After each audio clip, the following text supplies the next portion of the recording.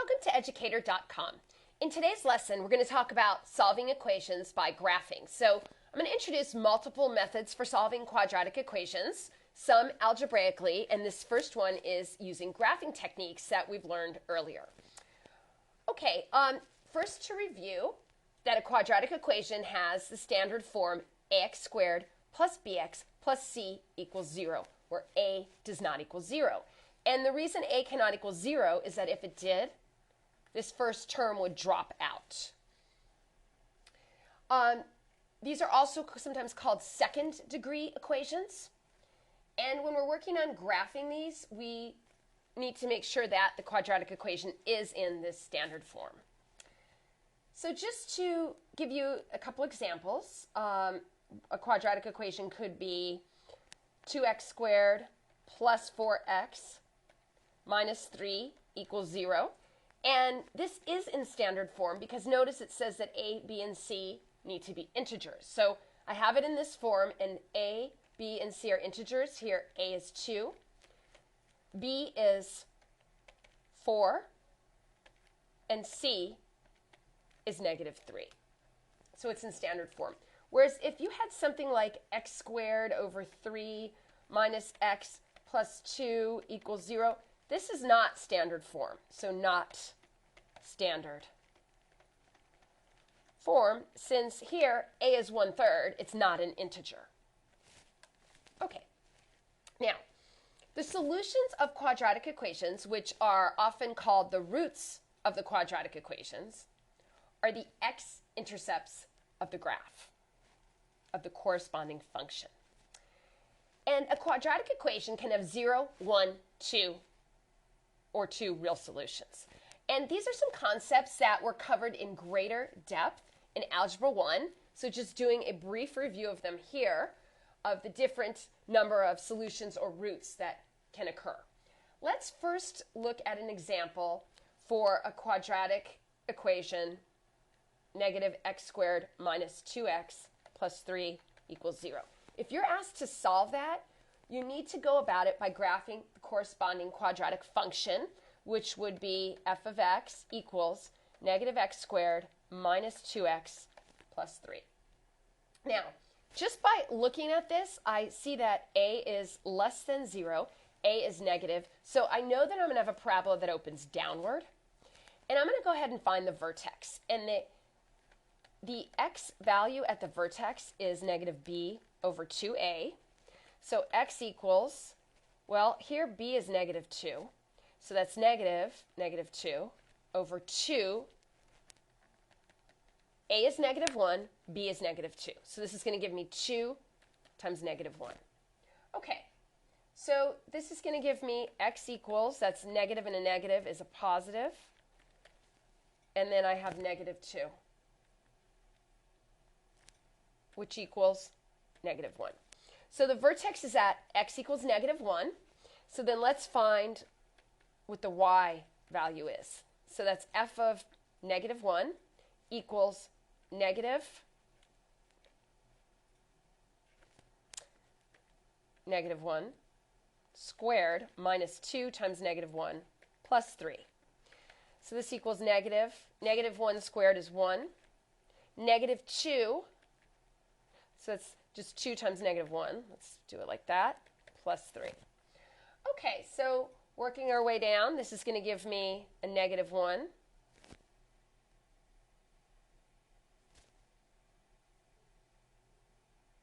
And then this is going to be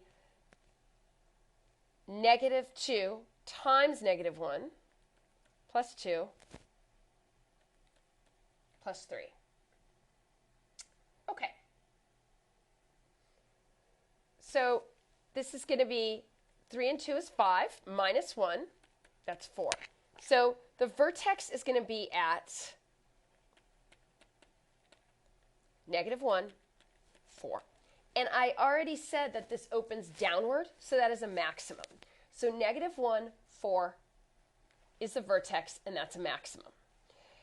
To graph it, I'm going to need some other points. So let's say I have x and y values. When x is negative 2, if you work through this, you'll find that y is 3. When x is 0, you can see that y is also 3. When x is 1, if you figure it out, you'll get 1, so that's negative 1, minus 2, so that's going to be negative 3 plus 3 is 0. When x is 2, substituting in here will give you negative 5. So let's stop for a second and look at these. Here it says if I find the x-intercepts of the graph, those are the solutions. The solutions of a quadratic equation are the x-intercepts of the graph. Recall that when y equals 0, at that point, you have the x-intercept. So here's an x-intercept at 1, 0. So I actually found one of the solutions. So let's go ahead and graph this out. X is negative 2, y is 3. When x is 0, y is 3. When x is 1, y is 0. That's one of my solutions. Okay, and then when x is 2, y is down here at negative 5. I don't even need to go that far with this, so because you'll see that all I'm trying to do is find the solution. And I know that my axis of symmetry is going to be here at x is negative 1.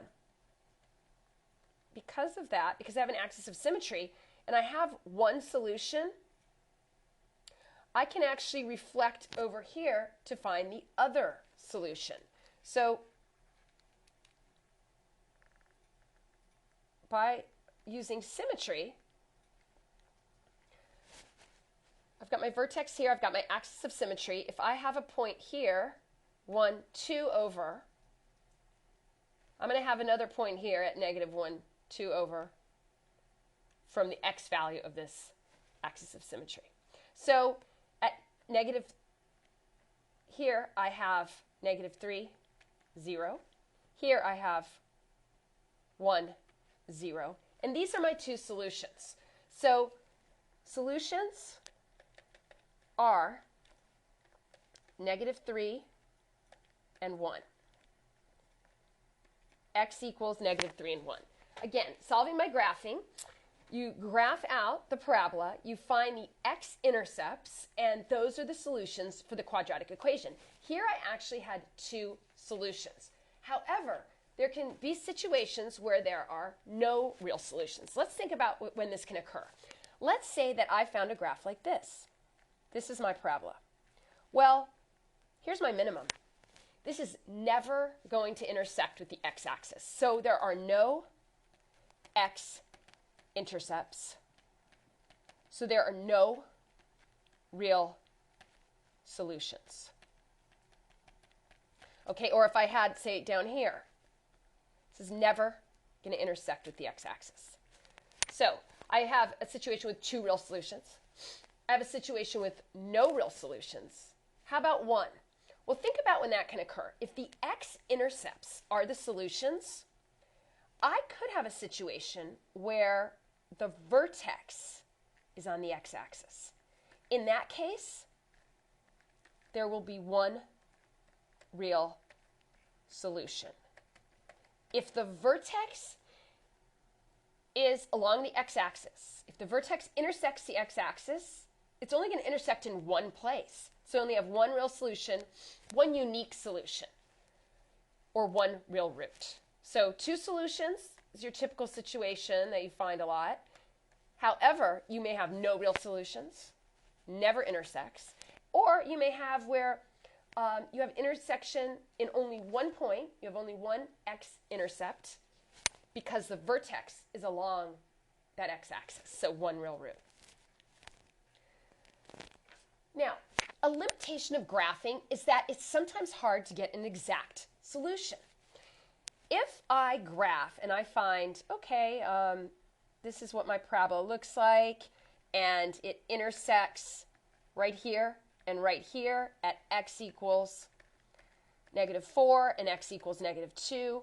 Those are integers. If I graph carefully, I can find the solution. However, that doesn't always occur, and that is a limitation of using this system.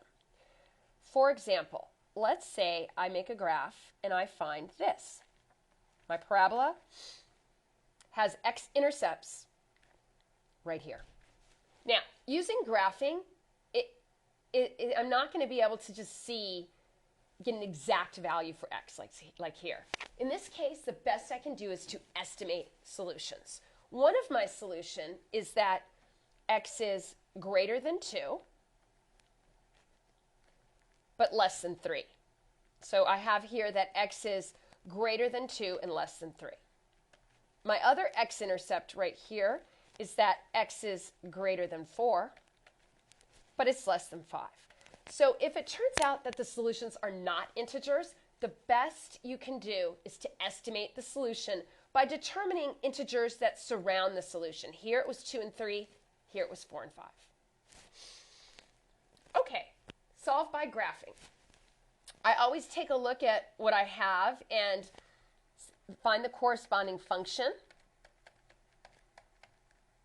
which is x squared minus 4x. And I see that here a equals 1. Since a is positive, a is greater than 0, I know that my parabola is going to open upward. And that way I have a sense of what this is going to look like before I even start. The vertex is going to have an x value at negative b over 2a. And I do know that since this opens upward, this is going to be a minimum. The vertex is going to be a minimum. Okay, a is 1, b is negative 4. So substituting in, this is negative, b is negative 4 over 2 times 1. So x equals a negative and a negative, that's a positive, so that's 4 over 2 equals 2. Okay, so my x value for the vertex is 2. Now to find what the corresponding y value is, f of 2, that's going to be 2 squared minus 4 times 2, or 4 minus 8, which is negative 4. So the vertex is going to be at 2, negative 4. 2, negative 4. And I already know that this opens upward and that this is a minimum. Now I need to get some points, x and y. Okay, let's start with 0 because that's an easy one. When x is 0, y is 0, which is kind of nice because I've already found a solution. So when y is 0, that gives you the x-intercept.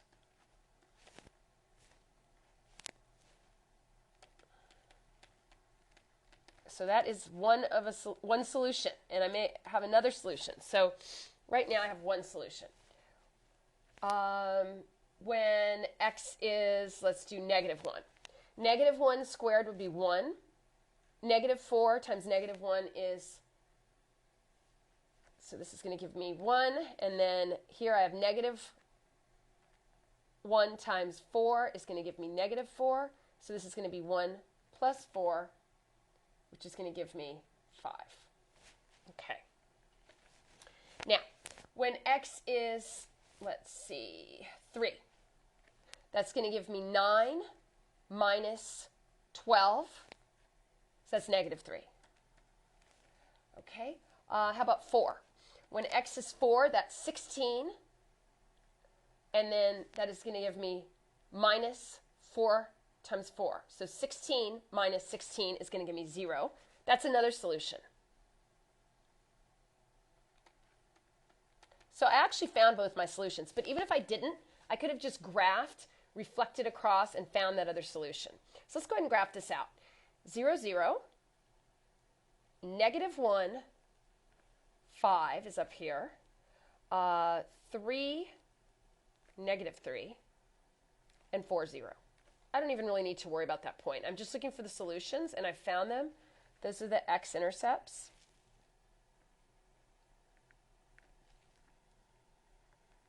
And that is going to head up that way. But all I really wanted to find is these two x-intercepts right there. Those are my solutions. So the solutions that I have are x equals 4 and x equals 0. So again, solving by graphing requires that you graph in order to find the x-intercepts. And if the x-intercepts are integers like they are here, you can get an exact solution using this method. Okay, example 2, solve by graphing. Therefore, we need to graph this corresponding function, f of x equals x squared minus 6x plus 9. Starting out just saying, okay, a is greater than 0. That means that this parabola is going to open upward, and my vertex is going to be a minimum. So vertex x value is negative b over 2a. Here, a is 1, b is negative 6, because this is in standard form. Okay, so finding the vertex, that's negative 6 over 2 times 1 equals 6 over 2 equals 3. Okay, so I have my x coordinate for the vertex at 3. Let's go ahead and find the y coordinate, f of 3. This equals 3 squared minus 6 times 3 plus 9 equals 9 minus 18 plus 9 equals 0. So the vertex is at 3, 0. Now, noticing that 3, 0 is an x-intercept, I already have one solution. So I know that this is a minimum, and if I do a little bit more thinking about this, I don't even have to go any farther with finding points and graphing. This is my vertex, right? And I already said that this opens upward. And this is the minimum value. Y is not going to get any smaller than this. So if this opens upward, it's going to look like this. And the x-intercept or intercepts are my solution. But since this is the vertex, and the vertex is on the x-axis, I only have one solution. It is not going to cross at 2 points. So I only have one real root or one real solution, and that solution is x equals 3. So recall that you can have two solutions. If it were to intersect twice, you may have no real solutions. And here's a situation where the vertex is on the x-axis. So vertex is on x-axis, which means there's only one real solution. Okay. Next example, we're asked to solve by graphing x squared plus x plus 1 equals 0. The corresponding function is x squared plus x plus 1. Now, a equals 1 and b equals 1. Since a is positive, this is going to open upward. I'm going to start out by finding my vertex, which is negative b over 2a. So that is negative 1 over 2 times 1. That's negative 1/2. Okay, so I have my vertex is negative 1/2. So I'm going to find f of negative 1/2 equals negative 1/2 squared minus 1/2 plus 1. That's going to give me negative 1/2 times negative 1/2 is going to give me positive 1/4 minus 1/2 plus 1. That's going to give me 1/4 minus 1/2 is negative 1/4 plus 1. 1 minus 1/4 is 3/4. Okay, so my vertex is negative 1/2, 3/4. That's approximately here. That's negative 1/2, and then 3/4 is about here. Now, always, before you go and find points and waste time, stop and think about the shape and generally what type of solutions you're going to have based on the shape of the parabola. I know that this opens upward. Therefore, my vertex is going to be a minimum value. So this is the smallest y is going to get. So this is going to curve up like this. And what I'm looking for are my x-intercepts, because those are my solutions, or solution. But here I can see this is never going to intersect with the x-axis. So no matter what values I find for x, y is never going to become 0. So an x-intercept will occur when y is 0, but the minimum value that I have for y is 3/4.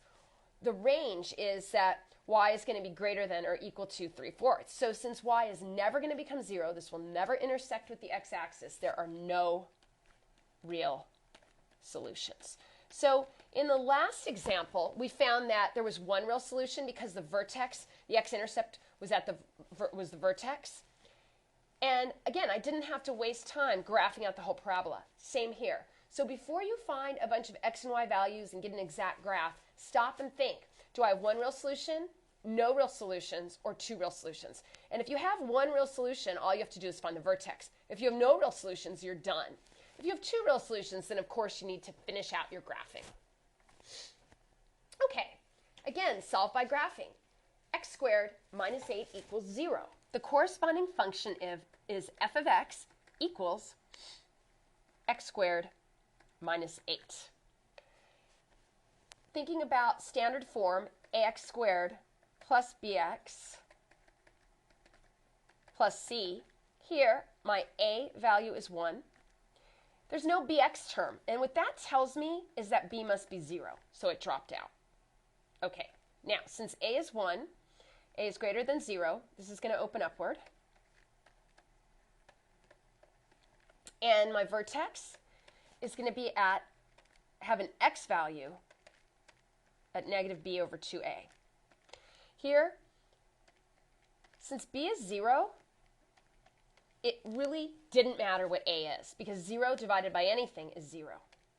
So x equals 0 at the vertex. In order to find what my y value is, I'm going to find f of 0, which is 0 squared minus 8, or negative 8. So the vertex is at 0, negative 8. So negative 2, negative 4, negative 6, negative 8. And it's at 0, negative 8, so right here. And since this opens upward, it's a minimum. So I know that this is going to go up. And since it's curving upward, I am going to have two x-intercepts and two real solutions. If this opened downward, I would be done. I would stop right now. But that's why I always think, does it open upward or downward? So I do have two real solutions. What I need to do is get some x and y values and figure out the rest of this graph. When x is 1, you're going to get 1 minus 8, then y is negative 7. When x is 2, that's 4 minus 8, that's negative 4. When x is 3, that's 3 times 3 is 9 minus 8 is 1. When x is, we already have x is 0, so I'm not even going to bother doing that one because we already have that point. I can put it here, though, 0, negative 8, and that's the vertex. Let's get some negative values. When x is negative 1, this becomes 1 minus 7, that's negative 7. When x is negative 2, negative 2 squared is 4 minus 8, that's negative 4, and one more. When x is negative 3, negative 3 squared is 9 minus 8, that's 1. So I have plenty of points. 2, 4, 6, 8. Okay, so when x is 1, y is right about here, negative 7. When x is 2, y is negative 4. When x is 3, y is 1. And then I have my vertex already right here. This is a vertex. When x is negative 1, y is right here, negative 7. And you could also just do this by reflection too, this other half. When x is negative 2, y is negative 4. When x is negative 3, y is 1. Okay, now I'm going to stop here and look at what I've got going. And what I see is that I've got the x-intercepts because I've switched from, y being negative to y being positive. So right here I crossed over that x-axis. However, these are not integers. And since I'm using graphing as a technique to solve, if my solutions are not integers, the best I can do is estimation. So I'm going to estimate. And what I'm going to look at I'm going to see the two integers that surround this solution. And this is actually between -4 and -3. So the best I can do is say that x is greater than -3 and less than -2. And so you can see, where that crossover point is, and that's the best you can do. That's somewhere between x being, and if it's not exact on the graph, you can always look right here. Somewhere between x being -2 and -3, y crossed over to become positive. So even if it's not exact, what's the numbers right in here, you can look here that at one point I had x was -2 and y was a negative value. And then at another point, when x was -3, y became a positive value. So at some value of x in here, y was 0. Same on this side. I know that when x was 2, y was a negative value. I know that when x was 3, y was a positive value. So somewhere between 2 and 3, y was 0, which is my x-intercept, which is my solution. So the solution is somewhere in between here. And then there's another solution somewhere in between here. So my other solution would be estimated as x is greater than 2, but less than 3. At the crossover point where x goes from being negative to being positive, somewhere in here is the x-intercept. So again, I couldn't get an exact solution because of graphing. However, I can estimate based on surrounding integers. So today on Educator.com, we covered a method for solving quadratic equations, and that is solving by graphing. See you next time to cover more methods for solving such equations.